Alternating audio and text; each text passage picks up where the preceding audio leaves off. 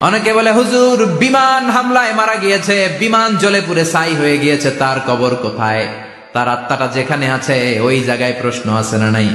অনেকে বলে হুজুর সাগরের মধ্যে পড়ে মারা গিয়েছে, তিমি মাছ খেয়ে ফেলেছে, তার কোনো অস্তিত্ব নাই, কিন্তু তার রুহুটা আছে না নাই? প্রতিটা রুহু সংরক্ষণ করে কে? প্রত্যেকটা আত্মা আল্লাহর কাছে সংরক্ষিত থাকে। প্রতিটা রুহু, প্রতিটা মানুষ মালাকুল মাউতকে দেখতে পায়। আপনিও দেখবেন, আমিও দেখব। মুমিনদের কাছে এসে মালাকুল মাউত একজন যুবকের বেশে সাদা ধবধবে জুব্বা পরে সুগন্ধি মেখে মুমূর্ষু ব্যক্তির শিয়রে বসে বলে, ইয়া আইয়াতুহান নাফসুল মুতমাইন্নাহ, হে প্রশান্ত আত্মা, উখরুজি ইলা মাগফিরাতুল্লাহি ওয়া রিদওয়ানি, আল্লাহর ক্ষমা আর দয়ার দিকে বের হয়ে আসো। বলা মাত্রই মুমিনের আত্মাটা স্মুথলি বের হয়ে আসে। কাফান মিন আকফানিল জান্নাহ, হানুত মিন হানুতিল জান্নাহ, জান্নাত থেকে আনা সুগন্ধি কাফনের মধ্যে পেঁচিয়ে তিনি রূহটাকে নিয়ে ইল্লিনে চলে যায়। সরাসরি দেখে মালাকুল মাউতকে। আর যারা ইসলাম বিরোধী, কোরআন বিরোধী, তাদের সামনে এসে মালাকুল মাউত ত্রাস সৃষ্টি করে। আগে ধমক।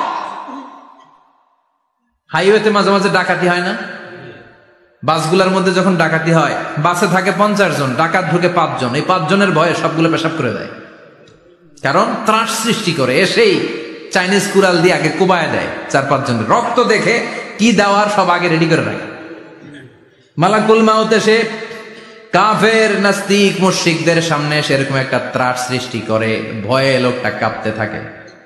ওর কাছে ভদ্র ভাষায় কথা বলে না, সুন্দর জামা পরে আসে না, কালো কুচকুচের চেহারা, ভয়ঙ্কর একটা রূপ নিয়ে, আকৃতি নিয়ে ইসলাম বিরোধীদের মাথার সামনে আসে, দুর্গন্ধযুক্ত চেহারার দেহ নিয়ে ধমক দিয়ে বলে, ও পাপাত্তা, ইয়া আইয়াতুহান নাফসুল খাবিসা উখরুজি ইলা গাদাবিল্লাহ, হে পাপাত্তা, আল্লাহর রাগ, ক্রোধ আর গজবের দিকে বের হয়ে আয়। মুমিনের আত্মা বলার সাথে সাথে যেমনি মুমিনের দেহ থেকে বের হয়ে জান্নাতি কাফনের ভেতরে ঢুকে, কাফেরদের আত্মাও কি এরকম তাড়াতাড়ি বেরোতে চায় নাকি? কাফেরদের আত্মা বেরোতে চায় না। ডানে দৌড়, বায়ে দৌড়, সামনে দৌড়, পেছনে দৌড়, আহা দৌড়াদৌড়ি করে। মালাকুল মাউত এটাকে টেনে হিচড়ে, একটা জীবিত ছাগলকে জবাই না করে তার চামড়া উল্টার দিকে টেনে হিচড়ে বের করলে ছাগলটা যত কষ্ট পায়, এর চেয়ে কমসে কম 70 গুণ বেশি কষ্ট দিয়ে কাফের মুশরিক আর গাদ্দারদের রূহ কবজ করা হয়।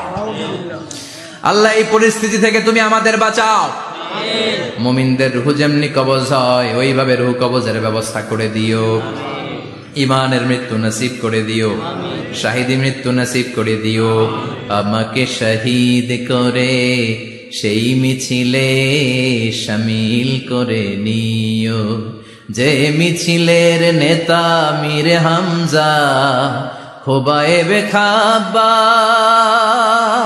আল্লাহর কাছে ছিল অতি প্রিয়, শামিল করে নিও। আমাকে শহীদ করে সেই মিছিলে শামিল করে নিও। পড়েন আমিন। আর জোরে পড়েন আমিন। তার মানে বিমান দুর্ঘটনায় হোক, কিংবা লঞ্চ ডুবিতে হোক, কিংবা আগুনে পড়ে হোক, কিংবা আত্মঘাতী হামলায় হোক, যে যেখানেই মারা যায়, কবরের 3টা প্রশ্ন তার জন্য আছে না নাই? ইসলাম বিরোধীদের জন্য প্রশ্ন 3টা, আপনারা যারা মুমিন তাদের জন্য 4টা, আপনাদের জন্য একটা বেশি। আলহামদুলিল্লাহ কোন? কবরে এসে প্রথম প্রশ্ন করবে, মুনকার নাকির যখন চলে আসবে, 40 কদম যখন আত্মীয় স্বজনরা লাশটাকে কবরের মধ্যে দিয়ে 40 কদম চলে যায়, তখনই ফেরেশতা চলে আসে। আহা, শেষ, সব শেষ। এসেই পরীক্ষা শুরু। মার রব্বুক, তোর রবের নাম কি? চিল্লায় বলেন, আমাদের রবের নাম কি? আমরা বলবো রব্বি আল্লাহ, আল্লাহ আমারে রব। দমে দমে তনু মনে তারি অনুভব। পড়েন, আল্লাহ আমারে রব। তোমার দুনিয়াতে আমি যেদিকে তাকাই, অথই নিয়ামতে ডুবে আছি সবাই। পাখপাখালির গানে শুনি তাসবিহ কল রব, তাসবিহ কল রব, আল্লাহ আমারে রব। প্রথম প্রশ্ন, তোমার রব কে? আমরা বলবো আমাদের রব আল্লাহ। দ্বিতীয় প্রশ্ন, ওমা দীনু, তোমার ধর্মের নাম কি? আমরা কি বলবো? তৃতীয় প্রশ্ন, বিশ্বনবীর চেহারা দেখিয়ে বলা হবে, আতারিফু হাদার রাজুল, এই লোকটারে চিনো নাকি? আমরা বলবো চিনি আমাদের প্রাণের নবী, ঠিক কিনা? চাঁদের চেয়ে সুন্দর তুমি নবী আমার কমলিওয়ালা, দু জাহানের বাদশা তুমি প্যারা নবী সাল্লে আলা, চাঁদের চেয়ে সুন্দর তুমি নবী আমার কমলিওয়ালা, ঠিক কিনা? তিনটা প্রশ্নের যথাযথ উত্তর যখন দিয়ে দিলেন, আপনার জন্য অতিরিক্ত আরেকটা প্রশ্ন করা হবে, ওয়ামা ইলমুক, তোমার নলেজ কি? তিনটা প্রশ্নের উত্তর যে তুমি করতে পারলা, কিভাবে পারলা, কেমনে জানলা? নকল করে বলছো নাকি জেনে বুঝে আসছো? নকল হয় না এখন, মনে হয় এগুলো একটু কমছে। একটা সময় ছিল অনেক নকল হইতো, পাঞ্জাবের ভিতরে নকল, পকেটে নকল, টুপির ভিতরে নকল, মৌজার ভিতরেও নকল, এমনকি মেয়েরাও নকল করে পরীক্ষার হলে আসে না নাই? স্কেলের মধ্যে লিখে নিয়ে যায়, হাতের মধ্যে লিখে নিয়ে যায়, ওড়নায় লিখে নিয়ে যায়, কাপড়ে লিখে নিয়ে যায়, আসে না নাই? ফেরেশতারা বলবে নকল করছো নাকি?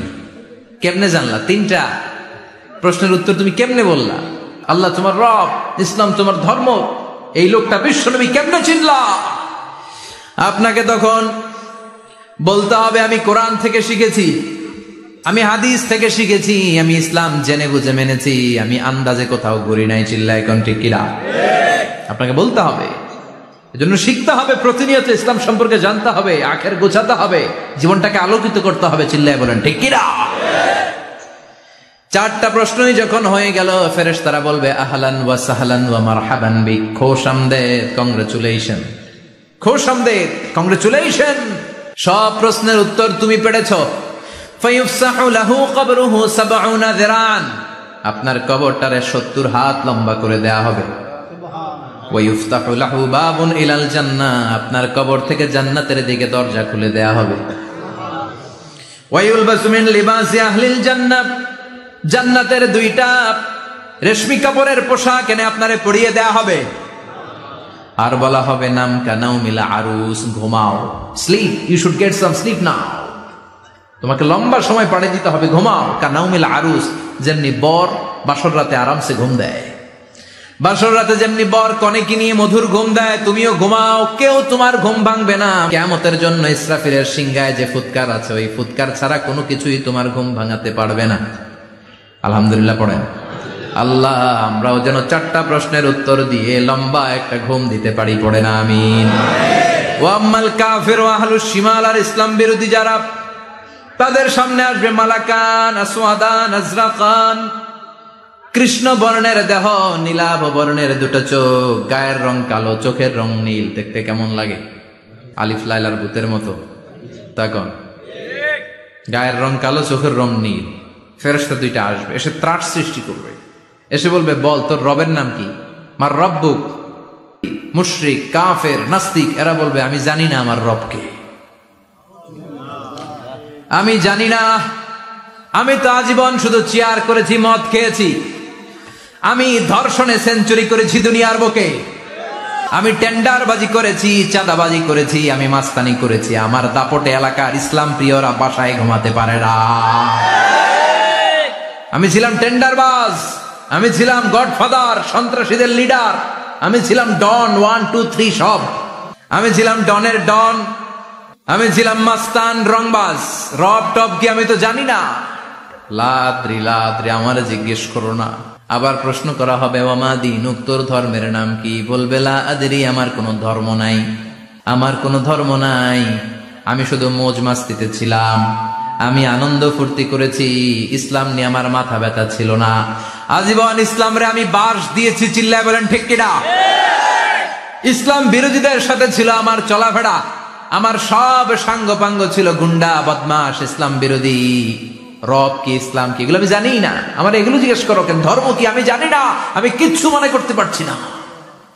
3 নম্বর প্রশ্ন করা হবে আতারিফু হাদার রাজুল, দেখো তো এই লোকটারে চিনো কিনা? কয় না, চিনি না, তবে মনে হয় এই লোকটারে দুনিয়ার বুকে আমি গালি দিতাম, এই লোকটার বিরোধিতা করতাম, ব্লগের মধ্যে এই লোকটার ব্যাপারে কুৎসা রটনা করতাম, এই লোকটার কার্টুন বানিয়ে আমি হিংসা ছড়িয়ে দিতাম, এই লোকটার ব্যাপারে আমি এলাকার মধ্যে অপপ্রচার চালাতাম।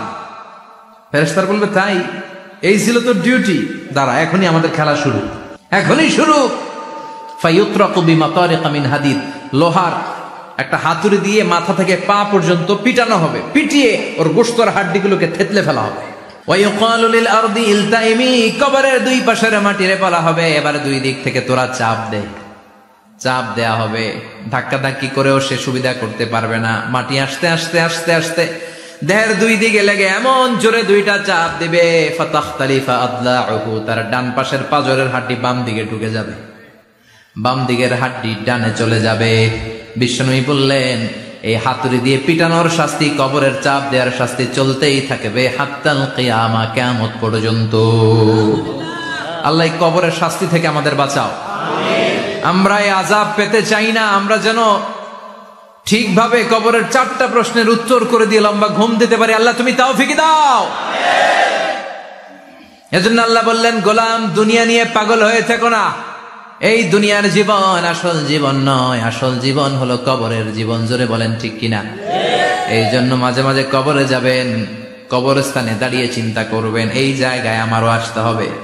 দিন যাবে, রাত আসবে, বৃষ্টি হবে, শীত আসবে, কেউ আমার দেখতে আসবে না, একা থাকতে হবে, একা, বড় একা, অন্ধকার, বড়ই অন্ধকার। ওই কবরের জীবনের সামান গোছানোর দরকার আছে না নাই? ওই কবরে সুখে শান্তিতে থাকতে চাইলে নামাজ পড়ার দরকার আছে না নাই? কোরআন পড়ার দরকার আছে না নাই? ছেলে মেয়েগুলোরে মানুষের মতো মানুষ করার দরকার আছে না নাই?